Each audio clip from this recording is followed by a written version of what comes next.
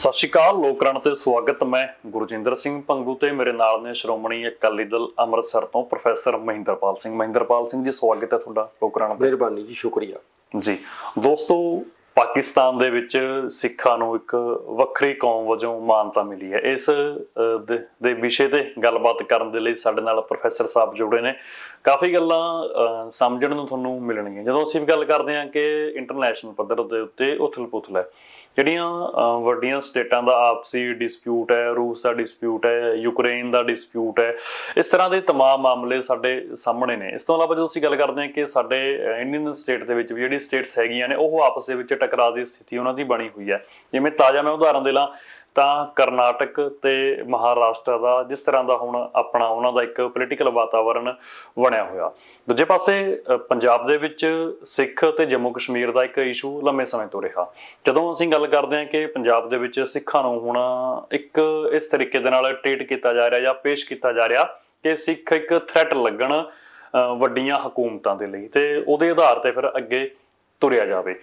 ਹੁਣ ਪਾਕਿਸਤਾਨ ਦੇ ਵਿੱਚ ਸਿੱਖ ਕੌਮ ਨੂੰ ਇੱਕ ਵੱਖਰੀ ਮਾਨਤਾ ਮਿਲਣਾ, ਕੀ ਆਪਾਂ ਉਸ ਨੂੰ ਇੱਕ ਅਲੱਗ ਆਧਾਰ ਤੇ ਦੇਖ ਸਕਦੇ ਹਾਂ ਜਾਂ ਜੋ ਸਾਰੀਆਂ ਘਟਨਾਵਾਂ ਹੈਗੀਆਂ ਨੇ ਆਪਾਂ ਕਿਤੇ ਨਾ ਕਿਤੇ ਇਸ ਨਾਲ ਵੀ ਜੋੜ ਕੇ ਦੇਖ ਸਕਦੇ ਹਾਂ? ਉਹ ਵੀ ਪ੍ਰੋਫੈਸਰ ਸਾਹਿਬ ਨਾਲ ਆਪਾਂ ਗੱਲਬਾਤ ਕਰਾਂਗੇ। ਤੇ ਸਭ ਤੋਂ ਪਹਿਲਾਂ ਤਾਂ ਅਸੀਂ ਸਮਝਾਂਗੇ ਪ੍ਰੋਫੈਸਰ ਸਾਹਿਬ ਜੀ ਕੋਲੋਂ। ਪ੍ਰੋਫੈਸਰ ਸਾਹਿਬ, ਪਾਕਿਸਤਾਨ ਦੇ ਵਿੱਚ ਸਿੱਖਾਂ ਨੂੰ ਇੱਕ ਵੱਖਰੀ ਕੌਮ ਵਜੋਂ ਮਾਨਤਾ ਦਿੱਤੀ ਗਈ ਹੈ, ਕਿਵੇਂ ਦੇਖਿਆ ਤੁਸੀਂ ਇਸ ਖਬਰ ਨੂੰ?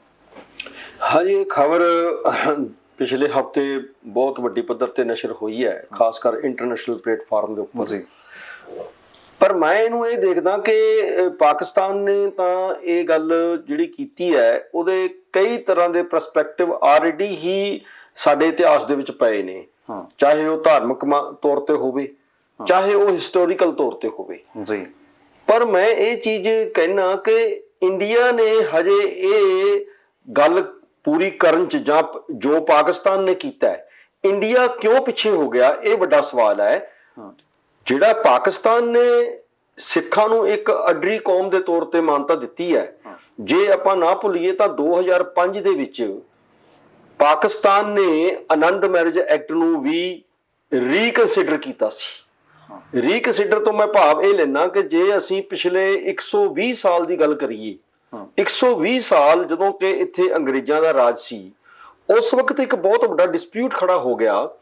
ਜਿਹੜੇ ਦਿਆਲ ਸਿੰਘ ਮਜੀਠੀਆ ਸੀ, ਜਿਹੜੇ ਕਿ ਟ੍ਰਿਬਿਊਨ ਗਰੁੱਪ ਦੇ ਵੀ ਤੇ ਹੋਰ ਬੜੀਆਂ ਸੰਸਥਾਵਾਂ ਦੇ ਸੰਸਥਾਪਕ ਨੇ, ਉਹ ਇੱਕ ਅਮੀਰ ਸਿੱਖ ਸੀ। ਉਹਨਾਂ ਨੇ ਆਪਣੀ ਜ਼ਿੰਦਗੀ ਦੇ ਵਿੱਚ ਆਰੀਆ ਸਮਾਜ ਨੂੰ ਆਪਣੇ ਆਪ ਨੂੰ ਸਮਰਪਿਤ ਕਰਤਾ ਤੇ ਆਪਣੀਆਂ ਸਾਰੀਆਂ ਵਿਦਿਅਕ ਸੰਸਥਾਵਾਂ ਸਮੇਤ ਹੋਰ ਸੰਸਥਾਵਾਂ ਉਹ ਆਰੀਆ ਸਮਾਜ ਨੂੰ ਦਿੱਤੇ, ਕਿਉਂਕਿ ਉਹਨਾਂ ਦਾ ਕੋਈ ਬੱਚਾ ਨਹੀਂ ਸੀ। ਇਹ 1905 ਦੀ ਗੱਲ ਹੈ। 1905 ਦੇ ਵਿੱਚ ਜਦੋਂ ਉਹਨਾਂ ਦੇ ਮਿਸਿਸ ਉਹਨਾਂ ਦੀ ਡੈਥ ਤੋਂ ਬਾਅਦ ਆਪਣੇ ਅਦਾਰਿਆਂ ਦੇ ਵਿੱਚ ਵਿਜ਼ਿਟ ਕਰਨਗੇ ਤਾਂ ਅਦਾਰਿਆਂ ਦੇ ਵਿੱਚ ਬੈਠੇ ਹੈਡਮਾਸਟਰਸ ਨੇ, ਪ੍ਰਿੰਸੀਪਲਸ ਨੇ, ਕਮੇਟੀ ਨੇ ਉਹਨਾਂ ਨੂੰ ਕਿਹਾ ਕਿ ਬੀਬੀ ਜੀ ਇਹ ਤਾਂ ਸਾਰੀਆਂ ਸੰਸਥਾਵਾਂ ਹੁਣ ਆਰੀਆ ਸਮਾਜ ਦੀਆਂ ਨੇ, ਤੁਹਾਡਾ ਇਹਨਾਂ ਤੇ ਕੋਈ ਅਧਿਕਾਰ ਨਹੀਂ ਹੈ। ਤਾਂ ਉਹਨਾਂ ਨੂੰ ਇੱਕ ਝਟਕਾ ਲੱਗਿਆ ਕਿ ਮੇਰੇ ਪਰਿਵਾਰ ਦੀਆਂ, ਮੇਰੇ ਹਸਬੈਂਡ ਦੀਆਂ ਜਿਹੜੀਆਂ ਸੰਸਥਾਵਾਂ ਨੇ ਉਹਨਾਂ ਤੇ ਮੇਰਾ ਕੋਈ ਅਧਿਕਾਰ ਨਹੀਂ। ਤਾਂ ਉਹਨਾਂ ਨੇ ਮੁਖੀ ਸਿੱਖਾਂ ਨੂੰ ਬੁਲਾ ਕੇ ਕਿਹਾ ਵੀ ਅੱਜ ਇਹ ਮੇਰੇ ਨਾਲ ਹੋਇਆ, ਕੱਲ ਤੁਹਾਡੇ ਵੀ ਕਿਸੇ ਨਾਲ ਹੋਊਗਾ। ਤਾਂ ਉਹਨਾਂ ਨੇ ਨੂੰ ਸਲਾਹ ਦਿੱਤੀ ਗਈ ਕਿ ਉਹ ਲਾਹੌਰ ਹਾਈ ਕੋਰਟ ਦੇ ਵਿੱਚ ਮੁਕੱਦਮਾ ਕਰਨ। ਮੁਕੱਦਮਾ ਚੱਲਿਆ, ਮੈਂ ਸ਼ਾਰਟ ਕਰਾਂ, 1.5 ਸਾਲ ਬਾਅਦ ਅੰਗਰੇਜ਼ ਜੱਜ ਸੀ ਤਾਂ ਉਹਨੇ ਅੱਖਾਂ 'ਚ ਪਾਣੀ ਭਰ ਕੇ ਕਿਹਾ ਕਿ ਬੀਬੀ ਜੀ ਤੁਸੀਂ ਠੀਕ ਹੋ, ਪਰ ਮੈਂ ਆਮ ਸੌਰੀ ਟੂ ਸੇ ਕਿ ਮੈਂ ਤੁਹਾਡੇ ਹੱਕ 'ਚ ਇਹ ਫੈਸਲਾ ਨਹੀਂ ਦੇ ਸਕਦਾ, ਕਿਉਂਕਿ ਤੁਸੀਂ ਹਿੰਦੂਆਂ ਦੇ ਕਲਚਰ ਮੁਤਾਬਕ ਗਵਰਨ ਕੀਤੇ ਜਾਂਦੇ ਹੋ ਅਕੋਰਡਿੰਗ ਟੂ ਲਾਅ। ਉਸ ਤੋਂ ਬਾਅਦ ਜਿਹੜੀ 4 ਸਾਲ ਦੀ ਮਿਹਨਤ ਕੀਤੀ ਉਸ ਵਕਤ ਦੇ ਸਿੱਖਾਂ ਨੇ, ਲੌਬਿੰਗ ਕੀਤੀ, ਸਮਝਾਇਆ ਅੰਗਰੇਜ਼ ਗਵਰਨਮੈਂਟ ਨੂੰ ਕਿ ਅਸੀਂ ਅੱਡ ਹਾਂ। ਤਾਂ ਉਸ ਤੋਂ ਬਾਅਦ ਇੱਕ ਕਾਨੂੰਨੀ ਦਸਤਾਵੇਜ਼ ਸਾਡੇ ਹੱਥ 'ਚ ਆਇਆ, ਆਨੰਦ ਮੈਰਿਜ ਐਕਟ 1909 ਦੇ ਵਿੱਚ। 1909 ਦੇ ਵਿੱਚ ਸਾਨੂੰ ਇੱਕ ਸਿੱਖ ਦੀ ਅੱਡਰੀ ਕੌਮ ਦੀ ਮਾਨਤਾ ਮਿਲ ਗਈ ਸੀ ਬ੍ਰਿਟਿਸ਼ ਸਰਕਾਰ ਵੇਲੇ। 1909 ਬ੍ਰਿਟਿਸ਼ ਸਰਕਾਰ ਦੇ ਟਾਈਮ।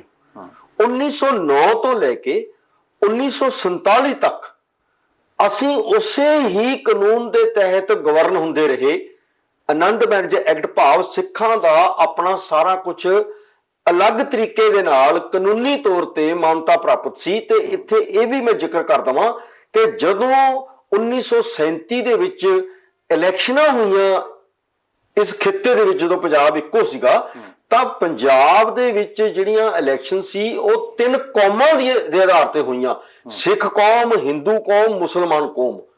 ਸੋ ਸਿੱਖਾਂ ਨੂੰ ਉਸ ਵਕਤ ਵੀ ਕੌਮ ਦਾ ਮਾਨਤਾ ਜਿਹੜੀ ਉਹ ਮਿਲ ਚੁੱਕੀ ਸੀ, ਜਿਹੜੀ ਤੁਸੀਂ ਸਵਾਲ ਕੀਤਾ ਹੈ। ਪਰ 1947 ਤੋਂ ਬਾਅਦ ਸਿੱਖਾਂ ਦੀ ਇੱਕ ਵਿਲੱਖਣ ਕੌਮ, ਅਡਰੀ ਕੌਮ ਦੀ ਜਿਹੜੀ ਸਟੇਟਸ ਸੀਗਾ, ਲੀਗਲ ਸਟੇਟਸ ਸੀਗਾ, ਉਹਨੂੰ ਖਤਮ ਕਰਕੇ ਇਸ ਸੰਵਿਧਾਨ ਦੇ ਵਿੱਚ ਜਿਹੜਾ ਅੱਜ ਸਾਡੇ ਉੱਤੇ ਗਵਰਨ ਹੁੰਦਾ ਹੈ, ਉਹਦੇ ਵਿੱਚ ਸਾਨੂੰ ਹਿੰਦੂ ਧਰਮ ਦਾ ਇੱਕ ਹਿੱਸਾ ਮੰਨ ਲਿਆ ਗਿਆ। ਜਦੋਂ ਤੁਸੀਂ ਧਰਮ ਦੇ ਹਿੱਸੇ ਬਣ ਗਏ, ਤੁਸੀਂ ਫਿਰ ਅਡਰੀ ਕੌਮ ਦੇ ਤੌਰ ਤੇ ਆਪਣੇ ਆਪ ਨੂੰ ਪ੍ਰੈਜ਼ੈਂਟ ਨਹੀਂ ਕਰ ਸਕਦੇ। ਇਹ ਸਾਡੀ ਲੜਾਈ ਚੱਲ ਰਹੀ ਹੈ। ਪਰ ਪਾਕਿਸਤਾਨ ਨੇ ਆਨੰਦ ਮੈਰਿਜ ਐਕਟ ਨੂੰ ਵੀ 2005 ਦੇ ਵਿੱਚ ਦੁਬਾਰਾ ਲਾਗੂ ਕਰਤਾ ਸੀ, ਤੇ ਅੱਜ ਉਹਨਾਂ ਨੇ ਜਿਹੜੀ ਗੱਲ ਕੀਤੀ ਹੈ, ਇਹ ਵੀ ਉਹਨਾਂ ਨੇ ਉਹੀ ਗੱਲ ਜਿਹੜੀ ਮੈਂ ਤੁਹਾਨੂੰ ਦੱਸੀ ਹੈ ਸਾਰੇ ਇਤਿਹਾਸ, ਉਸੇ ਨੂੰ ਦੁਬਾਰਾ ਸਿੱਖ ਕੌਮ ਨੂੰ ਕਿਹਾ ਕਿ ਹਾਂ ਤੁਹਾਡੀ ਕਿਉਂਕਿ ਅੱਡ ਇੱਕ ਕੌਮ ਹੈ, ਅਸੀਂ ਤੁਹਾਨੂੰ ਅੱਡ ਕੌਮ ਦੇ ਤੌਰ ਤੇ ਮਾਨਤਾ ਦਿੰਨੇ ਆ। ਇਹਦਾ ਇੱਕ ਸ਼ਾਰਟ ਇਤਿਹਾਸ ਜਿਹੜਾ ਮੈਂ ਤੁਹਾਨੂੰ ਦੱਸਿਆ ਉਹ ਇਹ ਹੈ, ਕਿਉਂਕਿ ਸਾਡੇ ਜਿਹੜੇ ਧਰਮ ਗ੍ਰੰਥ ਨੇ, ਜਿਨ੍ਹਾਂ ਤੋਂ ਕਿਸੇ ਵੀ ਕੌਮ ਨੇ ਆਪਣੇ ਲੈਣਾ ਹੁੰਦਾ, ਸੋਰਸ ਹੁੰਦੇ ਨੇ, ਉਹਦੇ ਵਿੱਚ ਜਿਹੜੀ ਮੁੱਖ ਚੀਜ਼ਾਂ ਦੇ ਵਿੱਚੋਂ ਗੁਰੂ ਗ੍ਰੰਥ ਸਾਹਿਬ ਜੀ ਤੋਂ ਬਾਅਦ ਜਿਹੜੀ ਸਭ ਤੋਂ ਮਹੱਤਵਪੂਰਨ ਚੀਜ਼ ਹੈ, ਉਹਨਾਂ ਚੋਂ ਇੱਕ ਨੇ ਭਾਈ ਗੁਰਦਾਸ ਜੀ ਦੀਆਂ ਵਾਰਾਂ। ਤੇ ਭਾਈ ਗੁਰਦਾਸ ਜੀ ਦੀਆਂ ਵਾਰਾਂ ਵੀ ਇਸ ਗੱਲ ਦੇ ਉੱਤੇ ਮੋਹਰ ਲਾਉਂਦੀਆਂ ਨੇ ਕਿ ਸ਼ਬਦ ਜਿੱਤੀ ਸਿੱਧ ਮੰਡਲੀ ਕੀ ਤੋਸ ਆਪਣਾ ਪੰਥ ਨਿਰਾਲਾ। ਗੁਰੂ ਨਾਨਕ ਸਾਹਿਬ ਬਾਰੇ ਕਹਿ ਰਹੇ ਵੀ ਉਹਨੇ ਆਪਣਾ ਜਿਹੜਾ ਪੰਥ ਹੈ ਉਹ ਨਿਰਾਲਾ ਕਰ ਲਿਆ, ਅਡਰਾ ਕਰ ਲਿਆ। ਮਾਰਿਆ ਸਿੱਕਾ ਜਗਤ ਵਿੱਚ, ਨਾਨਕ ਨਿਰਮਲ ਪੰਥ ਚਲਾਇਆ। ਇਹ ਵੀ ਭਾਈ ਗੁਰਦਾਸ ਜੀ ਨੇ ਕਿਹਾ। ਸਿੱਕਾ ਕੌਣ ਮਾਰਦਾ ਹੈ? ਸਿੱਕਾ ਜਿਹੜਾ ਰਾਜ ਹੁੰਦਾ ਹੈ, ਉਹ ਸਿੱਕਾ, ਭਾਵੇਂ ਸਿੱਕਾ ਸਾਨੂੰ ਬਾਬਾ ਬੰਦਾ ਸਿੰਘ ਬਹਾਦਰ ਦੇ ਟਾਈਮ ਤੇ ਆ ਕੇ ਦੱਸਿਆ, ਫਿਰ ਮਿਸਲਾਂ ਦੇ ਟਾਈਮ ਤੇ ਦੱਸਿਆ, ਫਿਰ ਮਹਾਰਾਜਾ ਰਣਜੀਤ ਦੇ ਟਾਈਮ ਤੇ ਦੱਸਿਆ, ਪਰ ਇਹਦੀ ਪਾਸ਼ੀਨ ਗੋਈ ਆਈਡੀਓਲੋਜੀਕਲੀ ਭਾਈ ਗੁਰਦਾਸ ਜੀ ਨੇ ਪਹਿਲਾਂ ਕਰਤੀ ਸੀ। ਸੋ ਇਹ ਜਿਹੜਾ ਇਤਿਹਾਸ ਹੈ, ਇਹਦੇ ਮੁਤਾਬਕ ਪਾਕਿਸਤਾਨ ਨੇ ਬਿਲਕੁਲ ਠੀਕ ਕੀਤਾ ਹੈ। ਉਹਨੇ, ਹਾਲਾਂਕਿ ਉਹ ਲੇਟ ਹੋ ਗਿਆ ਮੇਰੇ ਹਿਸਾਬ ਨਾਲ, ਕਿਉਂਕਿ ਉਹ ਜਿਹੜੀ ਧਰਤੀ ਹੈ ਜਿੱਥੇ ਨਨਕਾਣਾ ਸਾਹਿਬ ਹੈ, ਜਿੱਥੇ ਪੰਜਾ ਸਾਹਿਬ ਹੈ, ਜਿੱਥੇ ਕਰਤਾਰਪੁਰ ਸਾਹਿਬ ਹੈ, ਉਹਨਾਂ ਨੂੰ 2005 ਵਿੱਚ ਹੀ ਘੱਟੋ ਘੱਟ ਇਹ ਗੱਲ ਨਾਲ ਹੀ ਕਹਿ ਦੇਣੀ ਚਾਹੀਦੀ ਸੀ ਕਿ ਅਸੀਂ ਆਨੰਦ ਮੈਰਿਜ ਐਕਟ ਨੂੰ ਵੀ ਦੁਬਾਰਾ ਰੀ ਕਰ ਰਹੇ ਹਾਂ, ਰੀਕਨਸਾਈਲ ਕਰ ਰਹੇ ਹਾਂ। ਉੱਥੇ ਨਾਲ ਹੀ ਕਹਿਣਾ ਸੀ ਕਿ ਸਿੱਖਾਂ ਨੂੰ ਇੱਕ ਅਡਰੀ ਕੌਮ ਦੇ ਤੌਰ ਤੇ, ਪਰ ਚਲੋ ਹੁਣ ਉਹ ਆਏ ਨੇ ਦਰੁਸਤ, ਤੇ ਮੈਂ ਕਹਿੰਦਾ ਵੀ ਛੇਤੀ ਇੰਡੀਆ ਨੂੰ ਵੀ ਆਪਣੀ ਗਲਤੀ ਸੁਧਾਰ ਲੈਣੀ ਚਾਹੀਦੀ ਹੈ। ਤੁਹਾਡੀ ਵੀ ਇਹ ਲੜਾਈ ਆ ਰਹੀ ਹੈ ਤੇ ਇਤਿਹਾਸਿਕ ਵੀ ਰਿਹਾ, ਭਾਈ ਕਾਨ ਸਿੰਘ ਨਾਭਾ ਹੋਰਾਂ ਨੇ ਵੀ ਲਿਖਿਆ ਸੀ ਕਿ ਹਮ ਹਿੰਦੂ ਨਹੀਂ। ਤੇ ਇੱਥੇ ਵੀ ਲੜਾਈ ਤੁਹਾਡੀ ਆਹੀ ਰੂਪ ਰਿਹਾ ਕਿ ਸਿੱਖਾਂ ਨੂੰ ਪਰ ਹਿੰਦੁਸਤਾਨ ਦੇ ਵਿੱਚ ਵੀ ਇੱਕ ਵੱਖਰੀ ਕੌਮ ਮੰਨਿਆ ਜਾਵੇ। ਕੀ ਮੰਨਦੀ ਨਹੀਂ ਇੰਡੀਅਨ ਸਟੇਟ ਸਿੱਖਾਂ ਨੂੰ ਇੱਕ ਵੱਖਰੀ ਕੌਮ? ਮੈਂ ਉਹੀ ਤਾਂ ਕਹਿਣਾ ਨਾ, ਜਿਹੜਾ ਇੰਡੀਆ ਦਾ ਰਿਟਨ ਕਨਸਟੀਟਿਊਸ਼ਨ ਹੈ, ਉਹਦੀ ਧਾਰਾ 25 ਜਿਹੜੀ ਹੈ, ਉਹ ਲਿਖਤੀ ਤੌਰ ਤੇ ਸਾਨੂੰ ਕਹਿੰਦੀ ਹੈ ਕਿ ਇਸ ਕੰਟਰੀ ਦੇ ਵਿੱਚ ਕੌਣ ਕੌਣ ਰਹੂਗਾ। ਇਹ ਪ੍ਰੀਐਂਬਲ ਕਹਿੰਦਾ ਹੈ ਇਸ ਦੇਸ਼ ਦੇ ਸੰਵਿਧਾਨ ਦਾ। ਇੱਥੇ ਮੁਸਲਮਾਨ ਉਹਨਾਂ ਦੀ ਡੈਫੀਨੇਸ਼ਨ ਹੈ, ਇੱਥੇ ਕ੍ਰਿਸਚੀਅਨ ਉਹਨਾਂ ਦੀ ਡੈਫੀਨੇਸ਼ਨ ਹੈ, ਇੱਥੇ ਪਾਰਸੀ ਉਹਨਾਂ ਦੀ ਡੈਫੀਨੇਸ਼ਨ ਹੈ। ਇਹ 3 ਕੌਮਾਂ ਦੀ ਡੈਫੀਨੇਸ਼ਨ ਦੇ ਕੇ ਸੰਵਿਧਾਨ ਚੌਥੀ ਜਿਹੜੀ ਧਾਰਾ 25 ਹੈ, ਉਹਦੇ ਵਿੱਚ ਕਹਿੰਦਾ ਐਂਡ ਆਲ ਅਦਰਸ, ਅਤੇ ਬਾਕੀ ਸਾਰੇ ਬ੍ਰੈਕਟ ਸ਼ੁਰੂ, ਬੋਧੀ, ਜੈਨੀ, ਸਿੱਖ, ਹਿੰਦੂ ਲਫ਼ਜ਼ ਨਹੀਂ ਹੈਗਾ ਉੱਥੇ, ਐਂਡ ਆਲ ਅਦਰਸ ਬ੍ਰੈਕਟ ਬੰਦ will be considered as Hindu. ਇਹਨਾਂ ਸਾਰਿਆਂ ਨੂੰ ਹੀ ਉਹਨਾਂ ਨੇ ਹਿੰਦੂ ਦੇ ਨਾਂ ਦੇ ਥੱਲੇ ਬ੍ਰੈਕਟ ਕਰਤਾ, ਭਾਵ ਸਿੱਖਾਂ ਨੂੰ ਅਡਰੀ ਕੌਮ ਨਹੀਂ ਮੰਨਿਆ। ਜਦੋਂ ਕਿ ਅਸੀਂ ਸ਼ੁਰੂ ਤੋਂ ਲੈ ਕੇ ਗੁਰੂ ਨਾਨਕ ਸਾਹਿਬ ਤੋਂ ਲੈ ਕੇ ਅੱਜ ਤੱਕ ਜਿਸ ਤਰ੍ਹਾਂ ਵੀ ਅਸੀਂ ਜੀਵੇ ਹਾਂ, ਜਿਸ ਤਰ੍ਹਾਂ ਵੀ ਅਸੀਂ ਰਾਜ ਕੀਤਾ ਜਾਂ ਨਹੀਂ ਕੀਤਾ, ਪਰ ਅਸੀਂ ਅਡਰੀ ਕੌਮ ਦੇ ਤੌਰ ਤੇ ਆਪਣੇ ਆਪ ਨੂੰ ਪ੍ਰੈਜ਼ੈਂਟ ਕਰਦੇ ਰਹੇ ਹਾਂ ਹਰ ਸਮੇਂ ਦੇ ਵਿੱਚ। ਮੁਗਲ ਸੀ, ਚਾਹੇ ਉਹ ਅਬਦਾਲੀ ਸੀ, ਚਾਹੇ ਉਹ ਬ੍ਰਿਟਿਸ਼ਰ ਸੀ, ਚਾਹੇ ਅੱਜ ਇਹ ਹਿੰਦੂ ਹਕੂਮਤ ਹੈ। ਸੋ ਸਾਡੀ ਜਿਹੜੀ ਲੜਾਈ ਹੈ ਉਹ ਇਹੀ ਹੈ ਕਿ ਅਸੀਂ ਇੱਕ ਅੱਡ ਕੌਮ ਆ, ਮੈਜੋਰਟੀ ਦੇ ਦਬਾਅ ਹੇਠਾਂ ਜਾਂ ਮੈਜੋਰਟੀ ਤੋਂ ਮਿਲੀਆਂ ਪਾਵਰਾਂ ਦੇ ਤਹਿਤ ਸਾਨੂੰ ਮਾਈਨੋਰਟੀ ਸਮਝ ਕੇ ਸਾਡਾ ਕਲਚਰ, ਸਾਡਾ ਰਿਲੀਜਨ ਤੇ ਸਾਡਾ ਜਿਹੜਾ ਸਾਡਾ ਬਣਦਾ ਸਥਾਨ ਹੈ, ਉਹਨੂੰ ਮੈਜੋਰਟੀ ਦੇ ਧੱਕੇ ਨਾਲ ਸਨਬ ਨਾ ਕੀਤਾ ਜਾਵੇ। ਇਸੇ ਕਰਕੇ ਅਸੀਂ ਖਾਲਿਸਤਾਨ ਦੀ ਗੱਲ ਕਰਦੇ ਹਾਂ। ਉਹ ਵੀ ਇੱਕ ਕੌਮ ਦੇ ਪ੍ਰਗਟਾਵੇ ਦੀ ਗੱਲ ਹੈ। ਜਿਹੜੀ ਇੱਕ ਅੱਡ ਕੌਮ ਹੈ, ਉਹ ਅੱਡ ਦੇਸ਼ ਵੀ ਲਏਗੀ। ਇਹੀ ਸਭ ਤੋਂ ਵੱਡਾ ਅਸੀਂ ਜੋ ਹੁਣ ਤੱਕ ਮੈਂ 40 ਸਾਲ ਦੇ ਵਿੱਚ ਨਤੀਜਾ ਕੱਢਿਆ ਹੈ, ਇਹੀ ਸਭ ਤੋਂ ਵੱਡਾ ਖਦਸ਼ਾ ਇਸ ਸਰਕਾਰ ਨੂੰ, ਇਸ ਇੰਡੀਅਨ ਸਟੇਟ ਨੂੰ ਲੱਗਦਾ ਸੀ। 1947 ਤੋਂ ਬਾਅਦ ਸਾਡਾ ਉਹਨਾਂ ਨੇ ਹੱਕ ਮਾਰਿਆ ਤੇ ਸਾਨੂੰ ਧਾਰਮਿਕ ਤੌਰ ਤੇ ਸਾਨੂੰ ਰਾਜਸੀ ਤੌਰ ਤੇ ਸਾਡੇ ਅਧਿਕਾਰਾਂ ਤੋਂ ਵੰਚਿਤ ਕਰਤਾ। ਸਾਨੂੰ ਸਿੱਖਾਂ ਨੂੰ ਵੱਖਰੀ ਪਛਾਣ ਦਿਵਾਉਣ ਦੇ ਲਈ ਜਾਂ ਸਰਕਾਰ ਦੇ ਸਾਹਮਣੇ ਆਪਣੀ ਗੱਲ ਰੱਖਣ ਦੇ ਲਈ ਅੱਜ ਤੱਕ ਕਿਸ ਤਰ੍ਹਾਂ ਦੇ ਉਪਰਾਲੇ ਕੀਤੇ ਗਏ? ਦੇਖੋ, ਉਪਰਾਲੇ ਜਿਹੜੇ ਨੇ 1947 ਤੋਂ ਲੈ ਕਰਕੇ ਅੱਜ ਤੱਕ, ਜਿਵੇਂ ਸਾਨੂੰ ਜਰਾਇਮ ਪੇਸ਼ਾ ਕੌਮ ਕਹਿਤਾ ਸਿੱਖਾਂ ਨੂੰ, ਕਿਸੇ ਹੋਰ ਨੂੰ ਨਹੀਂ ਕਿਹਾ। ਕੌਮਾਂ ਤਾਂ ਕਈ ਵਸਦੀਆਂ ਇੱਥੇ। ਮੁੱਖ ਤੌਰ ਤੇ ਮੈਂ ਤੁਹਾਡੀ ਗੱਲ ਦਾ ਜਵਾਬ ਦੇਵਾਂ ਕਿ ਉਸ ਤੋਂ ਬਾਅਦ ਜਦੋਂ ਮਾਸਟਰ ਤਾਰਾ ਸਿੰਘ ਨੂੰ ਇਹ ਰਿਅਲਾਈਜ਼ ਹੋ ਗਿਆ ਕਿ ਪੰਡਿਤ ਜੀ ਨਹਿਰੂ, ਮਹਾਤਮਾ ਗਾਂਧੀ ਤੇ ਪਟੇਲ, ਇਹਨਾਂ ਤਿੰਨਾਂ ਨੇ ਜੋ ਵਾਅਦੇ ਸਾਡੇ ਨਾਲ ਕੀਤੇ ਸੀ ਇੱਕ ਅੱਡ ਕੌਮ ਦੇ ਤੌਰ ਤੇ, ਉਹ ਹੁਣ ਇਹ ਮੁੱਕਰ ਰਹੇ ਨੇ, ਤਾਂ ਉਹਨਾਂ ਨੇ ਸਿੱਖਾਂ ਨਾਲ ਇੱਕ ਰਾਏ ਕੀਤੀ ਕਿ ਅਸੀਂ ਹੁਣ ਕਰੀਏ ਕੀ। ਤਾਂ ਉਹਨਾਂ ਦਾ ਉਸ ਵਕਤ ਦਾ ਫੈਸਲਾ ਸੀ, ਭਾਵੇਂ ਦੇ ਬਾਰੇ ਮੈਂ ਅੱਜ ਹੋਰ ਵਿਚਾਰ ਰੱਖਦਾ, ਪਰ ਮੈਂ ਇਹ ਗੱਲ ਕਹਿਣਾ ਕਿ ਉਹਨਾਂ ਦਾ ਸੀ ਕਿ ਪਹਿਲਾਂ ਆਪਣੀ ਸਟੇਟ ਜਿਹੜੀ ਹੈ ਉਹ ਇੱਕ ਸਿੱਖ ਸਟੇਟ ਬਣਾਈਏ, ਪੰਜਾਬੀ ਦੇ ਆਧਾਰ ਤੇ ਬਣਾਈਏ। ਪਰ ਉਹ ਤਾਂ ਕਹਿੰਦੇ ਗੱਲ ਆਹ ਵੀ ਚੱਲੀ ਸੀ ਕਿ ਜਦੋਂ 1947 ਦੀ ਵੰਡ ਹੋ ਗਈ ਸੀ, 2 ਨੇਸ਼ਨ ਥਿਊਰੀ ਲਾਗੂ ਹੋ ਗਈ ਸੀ, ਪਾਕਿਸਤਾਨ ਬਣ ਗਿਆ, ਹਿੰਦੁਸਤਾਨ ਬਣ ਗਿਆ, ਤੇ ਜਿਸ ਲੀਡਰਸ਼ਿਪ ਤੇ ਤੁਸੀਂ ਗੱਲ ਕੀਤੀ ਮਾਸਟਰ ਜੀ ਹੋਰਾਂ ਦੀ, ਉਦੋਂ ਸਿੱਖ ਇੱਕ ਮਤਲਬ ਵੱਖਰਾ ਆਪਣਾ ਹੋਮਲੈਂਡ ਮੰਗਦੀ ਸੀ ਆਹ ਲੀਡਰਸ਼ਿਪ, ਜਿਨ੍ਹਾਂ ਨੂੰ ਬਾਅਦ ਚ ਨਾ ਕਰਤੀ ਗਈ। ਤੇ ਫਿਰ ਕਹਿੰਦੇ ਕਿ ਉੱਪਰੋਂ ਹੀ ਇਹ ਵੀ ਗੱਲ ਨਿਕਲ ਕੇ ਆਈ ਸੀ, ਉਹ ਕਹਿੰਦੇ ਸੀ ਕਿ ਮਾਸਟਰ ਜੀ ਹੁਣ ਉਹ ਸਮਾਂ ਤਾਂ ਰਿਹਾ ਨਹੀਂ ਹੈਗਾ। ਉਹੀ ਗੱਲ ਕਹਿ ਰਿਹਾ। ਹਾਂ, ਉਹ ਤਾਂ ਨਹਿਰੂ ਸਾਹਿਬ ਦੀ ਨਾ ਸਟੇਟਮੈਂਟ ਹੋ ਗਈ। ਦੂਜੀ ਤਰਫ ਇਹ ਗੱਲ ਵੀ ਸੀ, ਉਹ ਸਮਾਂ ਤਾਂ ਹੁਣ ਰਿਹਾ ਨਹੀਂ ਹੈਗਾ, ਹੁਣ ਭਾਸ਼ਾ ਦੇ ਆਧਾਰ ਤੇ ਅੱਗੇ ਸੂਬੇ ਵੰਡੇ ਜਾਣੇ ਨੇ, ਵੀ ਤੁਸੀਂ ਭਾਸ਼ਾ ਦੇ ਆਧਾਰ ਦੇ ਉੱਤੇ ਆਪਣਾ ਇੱਕ ਸੂਬਾ ਲੈ ਲਓ ਪੰਜਾਬ, ਵੀ ਉਹ ਗੱਲ ਹੁਣ ਤੁਸੀਂ ਛੱਡ ਦਿਓ। ਦੇਖੋ, ਭਾਸ਼ਾ ਦੇ ਆਧਾਰ ਤੇ ਤਾਂ ਕੋਈ ਖਾਸ ਨਵੀਂ ਗੱਲ ਸਿੱਖਾਂ ਨੂੰ ਜਾਂ ਪੰਜਾਬੀਆਂ ਨੂੰ ਨਹੀਂ ਕਹੀ ਗਈ। ਉਹ ਤਾਂ ਸਾਰਾ ਦੇਸ਼ ਹੀ ਭਾਸ਼ਾ ਦੇ ਆਧਾਰ ਤੇ ਵੰਡਿਆ ਗਿਆ, ਚਾਹੇ ਉਹ ਮਰਾਠਵਾੜਾ ਸੀ, ਚਾਹੇ ਉਹ ਗੁਜਰਾਤ ਸੀ, ਚਾਹੇ ਕੋਈ ਵੀ ਪ੍ਰਦੇਸ਼ ਸੀਗਾ, ਉਹ ਸਾਰੇ ਭਾਸ਼ਾ ਦੇ ਆਧਾਰ ਤੇ ਹੀ ਵੰਡੇ ਗਏ। ਤੈਮਿਲ ਸੀ, ਦੂਜੇ ਸੀ। ਮੈਂ ਤਾਂ ਇਹ ਗੱਲ ਕਹਿਣਾ ਕਿ ਜਿਹੜਾ ਵਾਅਦਾ ਇੱਕ ਕੌਮ ਦਾ ਕੌਮ ਤੌਰ ਤੇ ਕੀਤਾ ਗਿਆ ਕਿ ਭਾਰਤ ਦੇ ਉੱਤਰ ਵਿੱਚ ਇੱਕ ਐਸਾ ਖਿੱਤਾ ਤੁਹਾਨੂੰ ਦਿੱਤਾ ਜਾਊਗਾ ਜਿਹਦੇ ਵਿੱਚ ਸਿੱਖ ਵੀ ਆਜ਼ਾਦੀ ਦਾ ਨਿੱਘ ਮਾਣ ਸਕਣ। ਜੇ ਉਹ ਮੈਜੋਰਟੀ ਦੇ ਬੇਸ ਤੇ ਸਾਨੂੰ ਡਿਨਾਈ ਕਰਦੇ ਨੇ ਤਾਂ ਮੈਂ ਕਹਿਣਾ ਕਿ ਉਹ ਵਿਸ਼ਵਾਸਘਾਤ ਹੈ ਨਾ। ਜਦੋਂ ਕਿਸੇ ਕੌਮ ਨਾਲ ਵਿਸ਼ਵਾਸਘਾਤ ਹੋ ਜਾਏ ਤਾਂ ਫਿਰ ਉਹਨੂੰ ਤਾਂ ਲੜਾਈ ਲੜਨੀ ਪਏਗੀ ਨਾ, ਜਾਂ ਉਹਨੂੰ ਸਰੈਂਡਰ ਕਰਨਾ ਪਏਗਾ। ਹੁਣ ਅਸੀਂ ਸਰੈਂਡਰ ਨਹੀਂ ਕਰ ਰਹੇ। ਸਾਡੀ ਮੈਜੋਰਟੀ ਜਿਹੜੀ ਹੈ, ਸਿੱਖਾਂ ਦੀ ਮੈਜੋਰਟੀ ਜਿਹੜੀ ਹੈ, ਮੈਂ ਬਿਲਕੁਲ ਕੈਮਰੇ ਦੇ ਮੂਹਰੇ ਮੰਨ ਰਿਹਾ ਕਿ ਉਹ ਸਰੈਂਡਰ ਕਰ ਚੁੱਕੀ ਹੈ। ਪਰ ਮੈਨੂੰ ਆਪਣੇ ਛੋਟੇ ਭਰਾ ਦੀਪ, ਜਾਂ ਚਲਾ ਗਿਆ ਇਸ ਦੁਨੀਆ ਤੋਂ, ਦੀਪ ਸਿੱਧੂ, ਉਹਦੀ ਗੱਲ ਯਾਦ ਆਉਂਦੀ ਹੈ ਕਿ ਜਿਹੜਾ ਹੁਕਮਰਾਨ ਹੈ ਜਾਂ ਤਾਂ ਤੁਹਾਨੂੰ ਅਸਿਮੀਲੇਟ ਕਰਦਾ ਹੈ ਜਾਂ ਫਿਰ ਤੁਹਾਨੂੰ ਐਲੀਮੀਨੇਟ ਕਰਦਾ ਹੈ। ਅਸਿਮੀਲੇਟ ਦਾ ਮਤਲਬ ਹੈ ਆਪਣੇ ਚ ਜਜ਼ਬ ਕਰਦਾ ਹੈ। ਜੇ ਤੁਸੀਂ ਜਜ਼ਬ ਕਰਨ ਤੋਂ ਨਾ ਕਰਦੇ ਹੋ ਤਾਂ ਫਿਰ ਤੁਹਾਨੂੰ ਐਲੀਮੀਨੇਟ ਕਰਦਾ ਹੈ। ਜਿਵੇਂ ਤੁਹਾਡੇ ਮੁਕੱਦਸ ਧਾਰਮਿਕ ਸਥਾਨਾਂ ਤੇ ਹਮਲੇ ਕਰਦਾ ਹੈ, ਤੁਹਾਨੂੰ ਵੀ ਮਾਰ ਮੁਕਾਇਆ ਜਾਂਦਾ। ਹਾਂ, ਮਾਰ ਮੁਕਾਇਆ ਜਾਂਦਾ ਹੈ। ਸੋ ਇਹ ਗੱਲ ਹੈ ਵੀ ਆਪਣੇ ਆਪ ਚ ਸਮਾ ਜਾਣ, ਜਾਂ ਅਸੀਂ ਸਮਾਉਣ ਦੇ ਲਈ ਹਜੇ ਤਿਆਰ ਨਹੀਂ ਆ, ਕਿਉਂਕਿ ਅਸੀਂ ਇੱਕ ਅੱਡੀ ਕੌਮ ਆ। ਸੋ ਜਿਹੜਾ ਪਾਕਿਸਤਾਨ ਨੇ ਸਾਨੂੰ ਇੱਕ ਅੱਡ ਨੇਸ਼ਨ ਦਾ ਦਿੱਤਾ ਹੈ, ਉਹ ਇੱਕ ਸਾਨੂੰ ਇਤਿਹਾਸਕ ਤੌਰ ਤੇ ਉਹਨਾਂ ਨੇ ਆਪਣੀ ਗਲਤੀ ਦਰੁਸਤ ਕੀਤੀ ਹੈ ਕਿ ਉਹਨਾਂ ਨੂੰ ਬਹੁਤ ਪਹਿਲਾਂ ਕਹਿ ਦੇਣਾ ਚਾਹੀਦਾ ਸੀ, ਕਿਉਂਕਿ ਸਿੱਖ ਤਾਂ ਉੱਥੇ ਵੀ ਰਹਿੰਦੇ ਨੇ ਨਾ।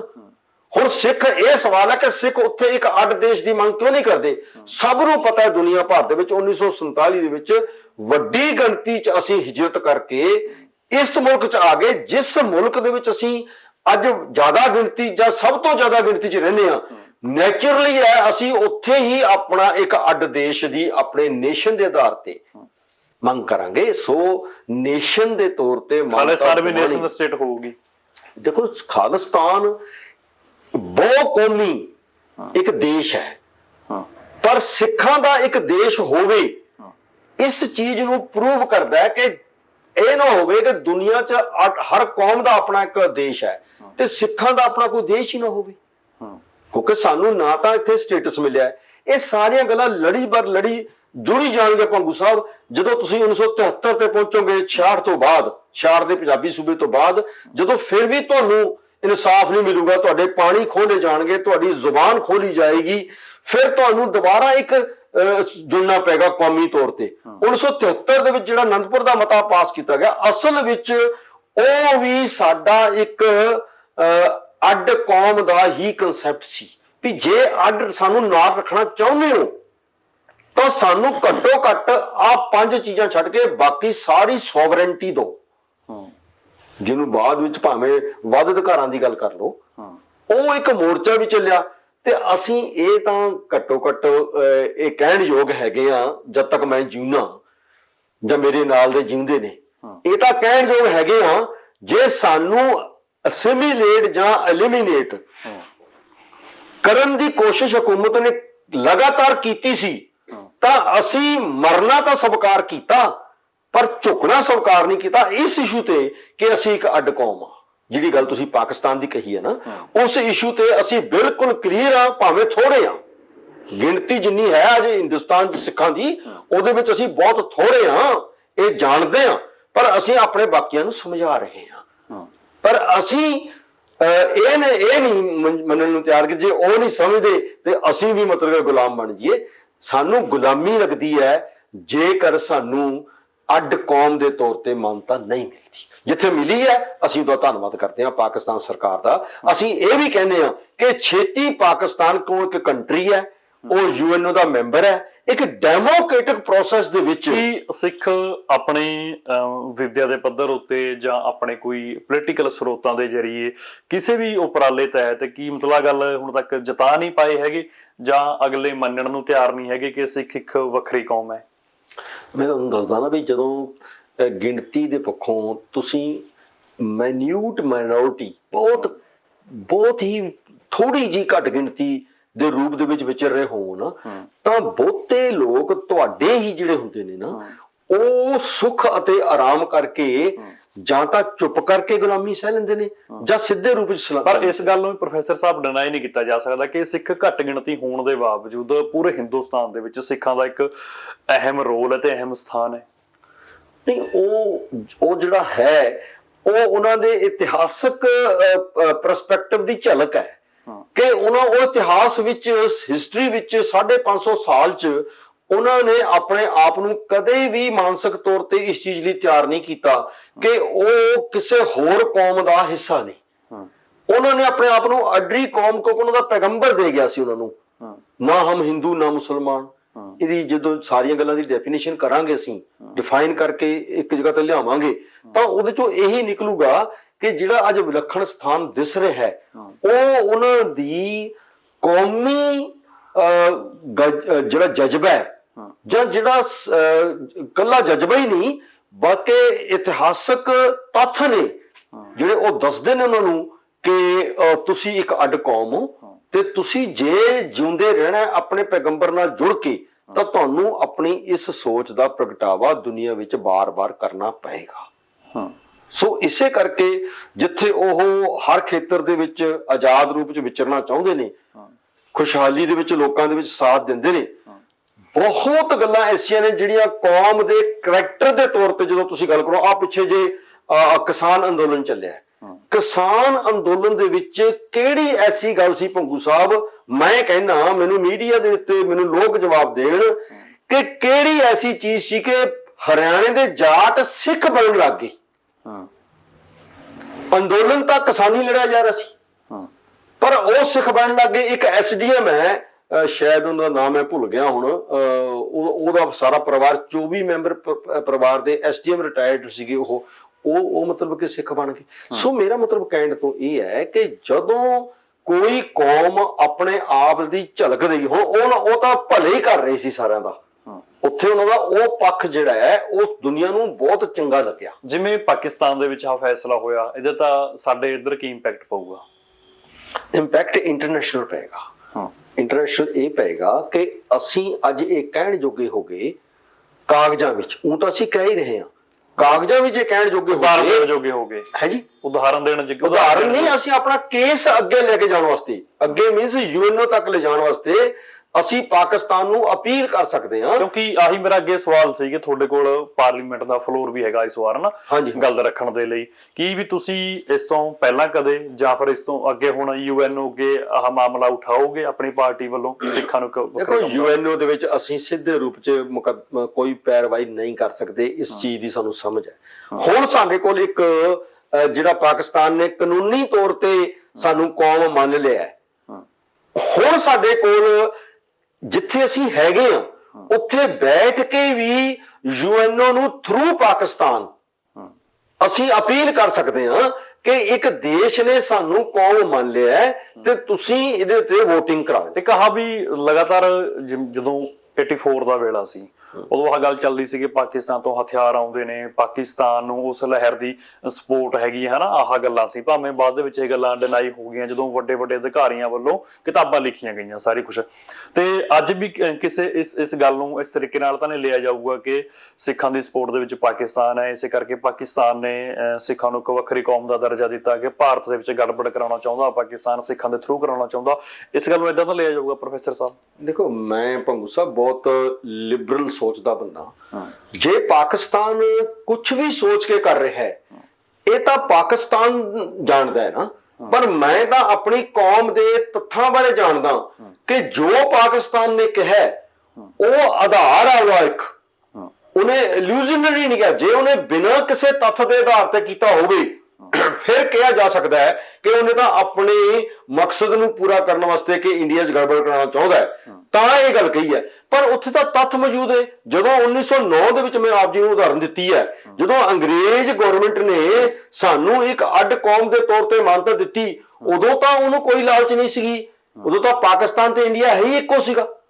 ਉਦੋਂ ਵੀ ਤਾਂ ਸਾਡੀ ਕੌਮ ਨੂੰ ਇੱਕ ਅੱਡ ਕੌਮ ਦੇ ਤੌਰ ਤੇ ਸਾਨੂੰ ਮਹਿਸੂਸ ਹੋਇਆ ਨਾ ਕਿ 1905 ਦੇ ਵਿੱਚ ਮਜੀਠੀਆ ਪਰਿਵਾਰ ਦੇ ਵਿੱਚ ਜਿਹੜੀ ਘਟਨਾ ਵਾਪਰੀ ਹੈ ਉਹ ਤਾਂ ਵਾਪਰੀ ਹੈ ਕਿਉਂਕਿ ਸਾਨੂੰ ਕੌਮ ਨਹੀਂ ਮੰਨਿਆ ਗਿਆ, ਜਾਂ ਅਸੀਂ ਫਿਰ ਕੌਮ ਮਨਵਾਇਆ ਆਪਣੇ ਆਪ ਨੂੰ। ਉਹੀ ਕੋਸ਼ਿਸ਼ ਅੱਜ ਹੈ ਸਾਡੀ। ਜੇ ਪਾਕਿਸਤਾਨ ਨੇ ਮੰਨ ਲਿਆ ਤਾਂ ਇਹ ਕੋਈ ਹਵਾ ਚੋਂ ਨਹੀਂ ਉਤਰਿਆ, ਉਹ ਤੱਥਾਂ ਦੇ ਆਧਾਰ ਤੇ ਮੰਨਿਆ ਉਹਨੇ।